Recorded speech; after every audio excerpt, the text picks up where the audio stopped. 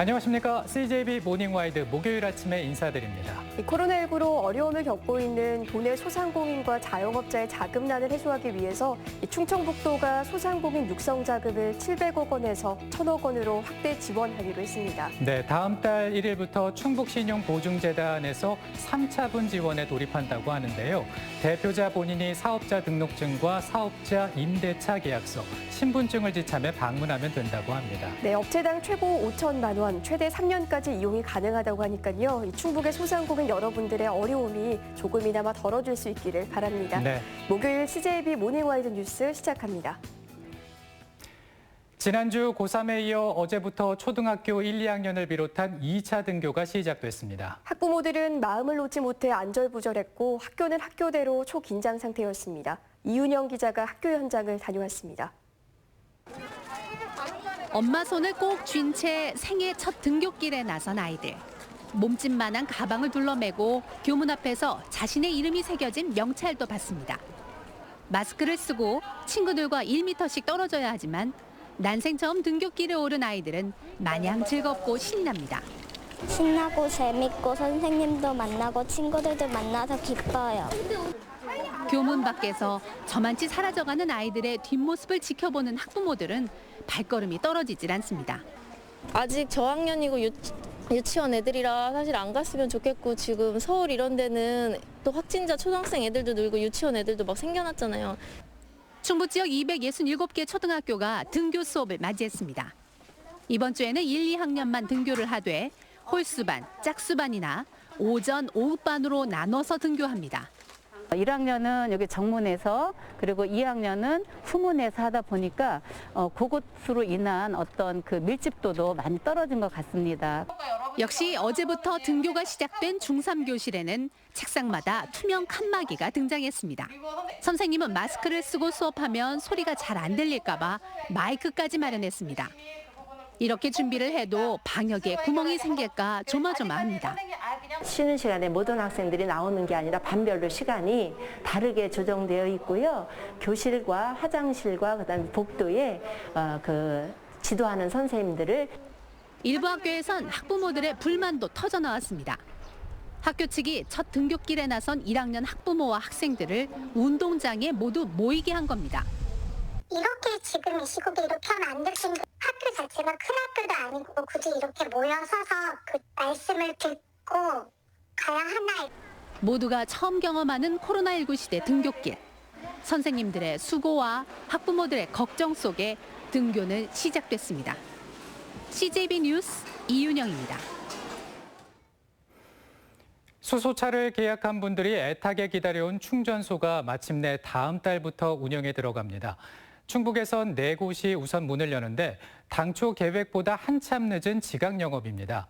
인프라 구축이 더디다 보니 충북의 수소차 보급은 계획 물량의 절반에도 미치지 못하는 실정입니다. 이태현 기자입니다. 청주시 내수읍에 들어선 수소차 충전소입니다.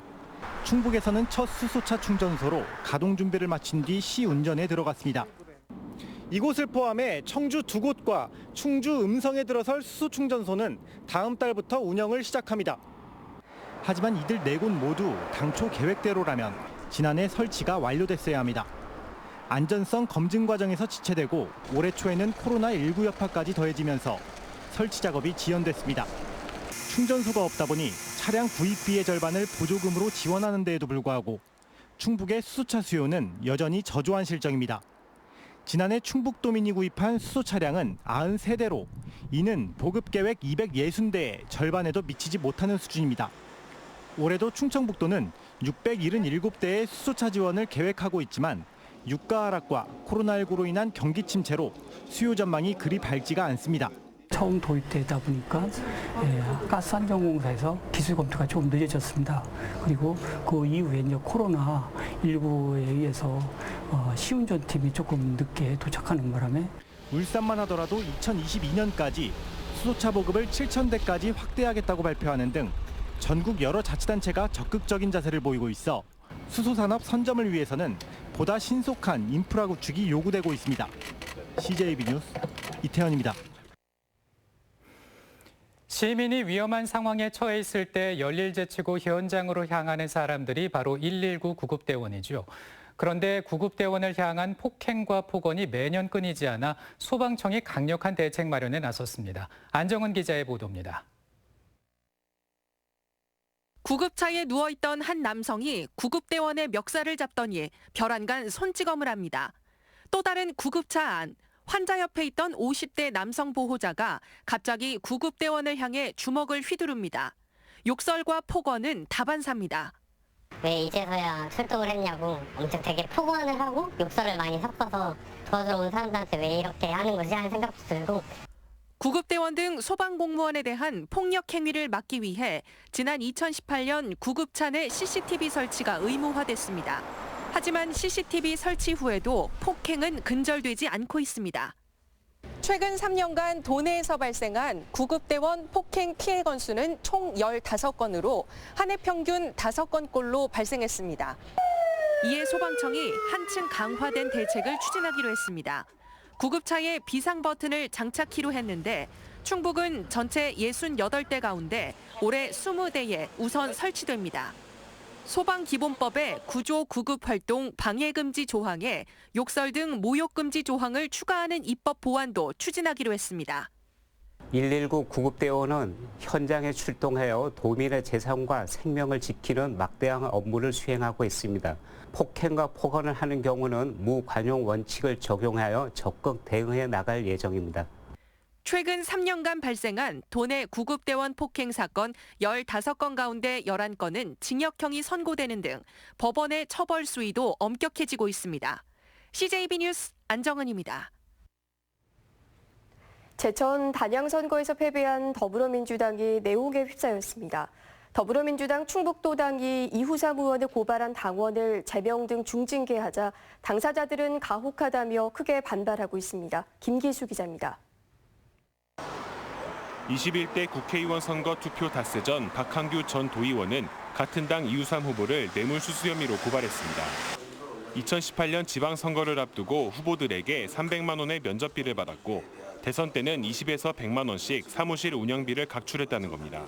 지출 내역서는 공개하지 않았다는 의혹과 대통령 선거 당시 사무실 운영비가 부족하다고 의원들에게 운영비 쪼로 돈을 받고도 영수증 처리를 하지 않았다는 사실입니다. 하지만 민주당 충북도당은 징계 청원을 근거로 최근 박 전 도의원과 부인인 주영숙 시의원 등 5명을 각각 제명과 당원 자격정지 처분을 결정했습니다. 주영숙 시의원이 연좌제라며 반발하는 이유입니다. 고발 사건 때문에 저에게 혹독한 징계가 내려졌습니다. 너무도 가혹한 처사이며 연좌제라고 봅니다. 또한 후반기 시의회 의장 후보군에서 본인을 원천 배제하는 이른바 보복정치라고 주장합니다. 충북도당은 연좌제는 있을 수 없는 일로 당원 당규에 따라 결정한 사안이라고 밝혔습니다. 박 전 도의원의 고발로 이후삼 의원에 대한 검찰 수사가 진행 중인 가운데 주영숙 시의원은 중앙당 윤리위원회에 재심을 청구하겠다고 밝혔습니다. CJB 뉴스 김기수입니다. 지난 화요일 시의회를 통과한 청주 시내버스 준공영제가 내년부터 본격 시행되지만 중요한 건 제도를 성공적으로 정착시키는 일일 겁니다. 버스 회사에 지원하는 수백 원대의 시 재정이 엉뚱한 곳에 배를 불리는 게 아니라 시민들의 버스 이용 편의를 극대화하는 효과를 내야 한다는 겁니다. 조용관 기자입니다. 청주시 내수면 초정입니다. 초정 행궁이 다음 달 개장하고 세계 3대 광천수가 나오는 관광지로서 성장 가능성이 높지만 공영버스를 제외한 시내버스는 한 대도 다니지 않습니다.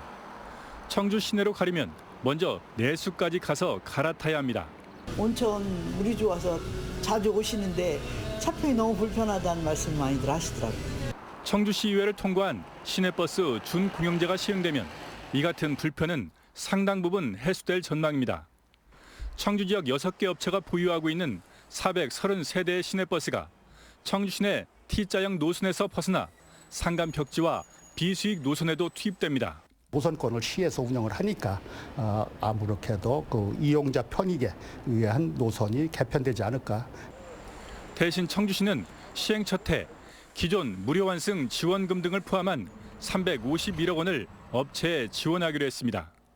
하지만 적자 보전에 기댄 방만 경영과 급격한 인건비 상승, 또 적자 노선이 늘어나면 투입되는 세금도 따라서 늘 수밖에 없습니다. 대구에도 전화를 하고 부산도 전화를 하면서 담당 직원에게, 공무원에게 통화를 하면서 이거 지금 좋지 않은데 왜 하려고 하십니까? 라고 저한테 거꾸로 이런. 다른 자치단체에서 있었던 문제점을 모두 다 보완했다고 자신할 수 있고요. 그래서 급격한 임금 인상이라든가 표준원가 상승은 없다고 자신할 수 있습니다. 한범덕 청주시장의 공약이기도 한 시내버스 준공영제. 수백억대 재정을 쏟아붓는 만큼 이용자 편익을 높일 수 있을지 내년 초 시행을 앞두고 기대와 우려가 교차하고 있습니다. CJB 뉴스 최윤광입니다.